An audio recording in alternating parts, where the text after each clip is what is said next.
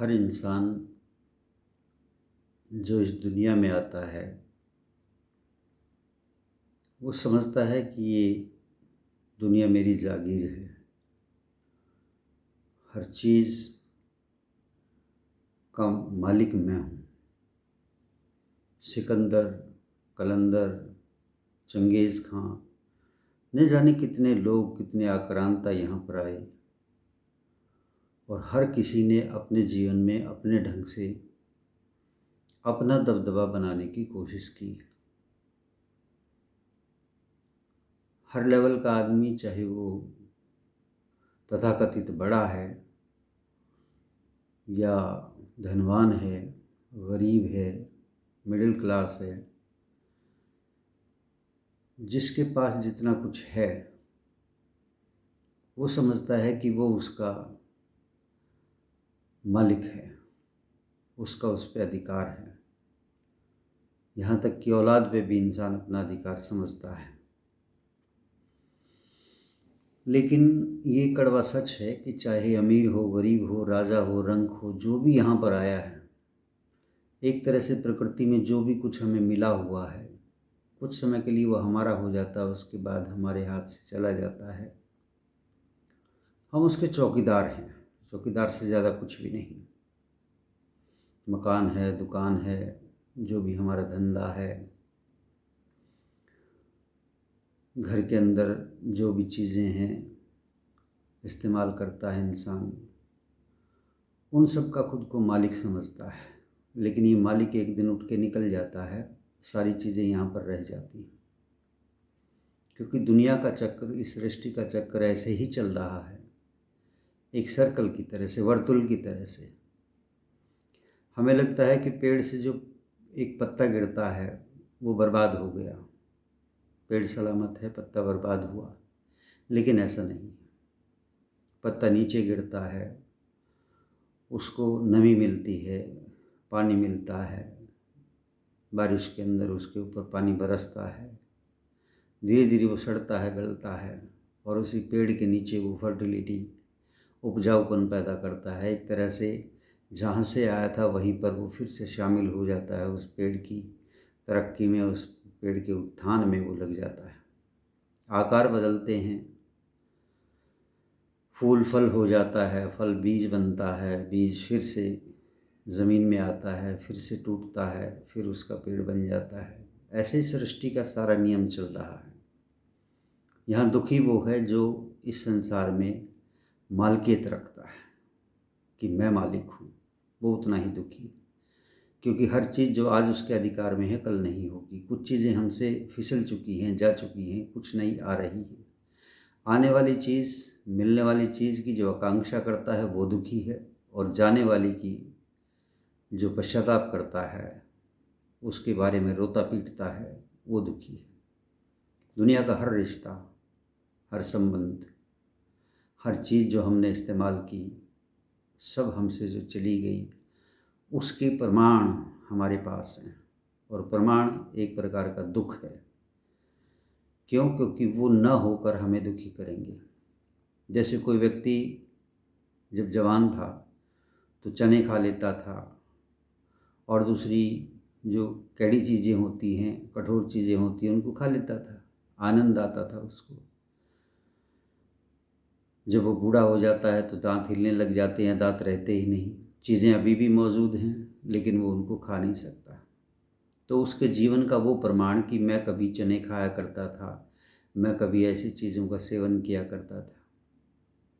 कोई व्यक्ति जिसको शुगर हो गई है,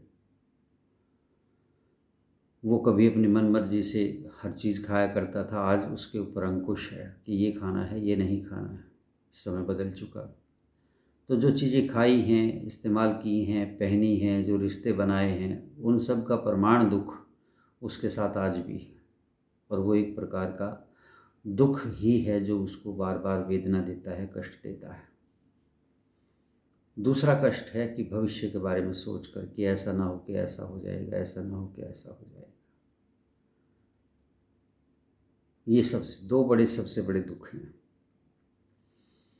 सब अगर हम शास्त्रों को माने, हमारी परंपराओं को माने तो हर कोई व्यक्ति अपने भाग्य में जो लिख कर लाता है वो है यहाँ लेकर संसार में आता है। निश्चित सांस होते हैं उनके, जीता है फिर सांस निकल जाता है, वो मर जाता है, ऐसा माना गया है। एक सांस भी फालतू हमें मिलेगा नहीं, एक कम नहीं मिलेगा। जीवन के अंतिम पड़ाव में दुख पाना है, सुख पाना है, जो भी मिलना है हमारे कर्म के अनुसार है, उसे कोई हमसे बांट नहीं सकता। ये सारी बातें कड़वी सच है। कुछ इंसान खुली आंखों से सपने देखते हैं, कुछ बंद आंखों से देखते हैं। बंद आंखों के सपने आँख खुलते ही टूट जाते हैं, लेकिन खुली आंखों के सपने दिन रात परेशान करते हैं।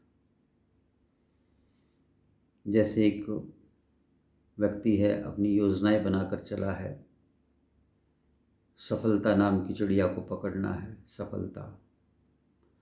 अब माने सफलता अलग अलग मायने हर इंसान के लिए रखती है।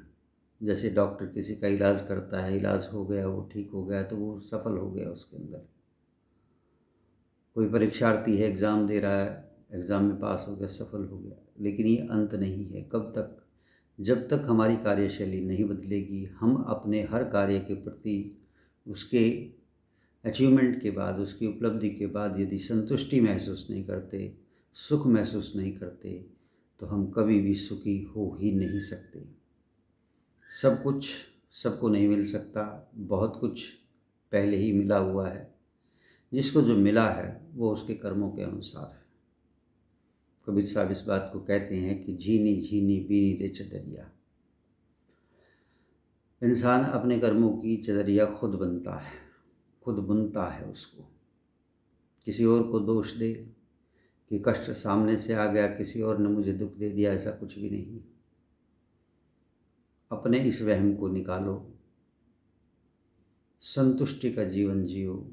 जो मिला है बहुत कुछ मिला हुआ है, उसमें और अच्छा क्या हो सकता है। ये इंसान का ध्येय हो तो वो परमात्मा के निकट हो सकता है, जा सकता है। परमात्मा भी एक तरह का एक शब्द है। ईश्वर कहो, परमात्मा कहो, अनेक देवी देवता कहो, ये मिलते नहीं किसी को, और इनका मिलना भी क्यों होगा, और मिलने की ज़रूरत भी क्या है।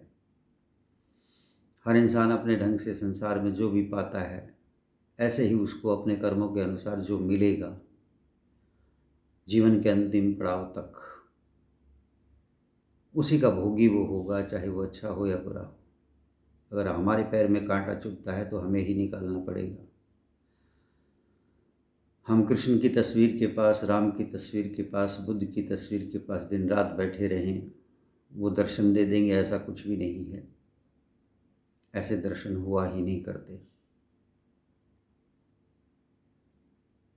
ऐसा करें तो ऐसा है, डॉक्टर वैद्य है, जैसे एक रोगी के पास बैठ जाए आके, तो क्या उसका इलाज हो जाएगा? बिल्कुल भी नहीं होगा।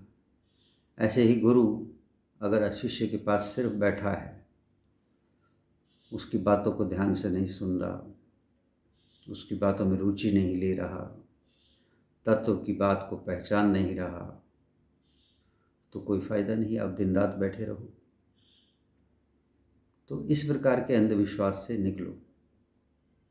और ये संसार, जहाँ कुछ समय हम यहाँ आए हुए हैं, इस रहते समय में ही हमने वो करना है जो ज़्यादा अच्छा हो सकता है। सबसे अच्छा करने की कोई ज़रूरत नहीं है। जो हम करें, ऐसा करें कि आज से अच्छा हो। इतना सा यदि कर जाता है इंसान, ये बहुत बड़ी बात है। और ऐसा व्यक्ति जीवन के अंतकाल तक या अंतिम क्षणों में भी सुख से ही जिएगा। उसके अलावा आप कितना भी संपत्ति इकट्ठा करो, कितना ही व्यापार बढ़ा लो, कितना भी मान सम्मान इकट्ठा कर लो, पद प्रतिष्ठा ले लो, लेकिन आखिर में जब व्हील चेयर पे आता है इंसान या हॉस्पिटल में पड़ा होता है, तब उसको याद आता है कि मैंने क्या क्या किया, क्या क्या मुझसे गलत हुआ, क्या ठीक हुआ। उस सब का लेखा जोखा खुद ही करता है वो। कोई कहीं बैठा हुआ नहीं है कि जो आपके जीवन का हिसाब रखेगा। इसलिए दुनिया को अपनी जागीर मानना, अपनी संपत्ति मानना, अपनी मिल्कियत मानना, ये छोड़ दो। बल्कि ये मानो कि जो हमारे पास आज है, हम उसके भी मालिक नहीं हैं। वो भी हमसे धीरे धीरे जा रही है, चाहे वो रिश्ता हो या और संसार की कोई भी चीज़ हो, धीरे धीरे फिसल रही है वो।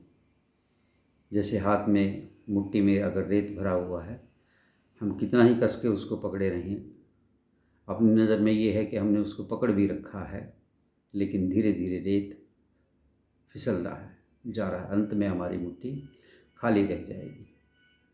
यही जीवन का सच है। धन्यवाद।